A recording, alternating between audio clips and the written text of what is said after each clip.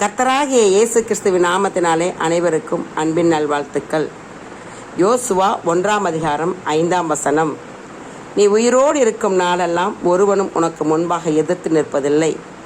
நான் மோசையோடே இருந்தது போல உன்னோடும் இருப்பேன்.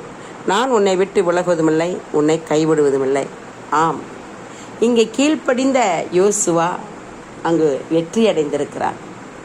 தேவ பிரசன்னம், ஒரு நிலையான ஒரு நட்பை நாம் இங்கே பார்க்கிறோம். மிகப்பெரிய ஒரு பொறுப்பை ஏற்க இருந்த யோசுவாவிடம் கர்த்தர் பேசி உறுதியளித்து தைரியம் கொடுத்து உற்சாகம் அளிக்கிறார். அல்லேலூயா. கர்த்தர் வாக்குப்படி நடக்கும்போது நாம் செய்யும் ஒவ்வொரு வேலையிலும் நமக்கு எதிராக யாரும் நிற்க முடியாது. அவர்கள் எல்லாரும் தோற்று போவார்கள். காரணம், அவருடைய வாக்குப்படி நாம் இருக்க வேண்டும். அல்லேலூயா. யோசுவா கர்த்தருடைய சித்தத்தை செய்ததினாலே அவருக்கு நிலையான ஒரு நட்பு கிடைத்தது ஆண்டவரோடு.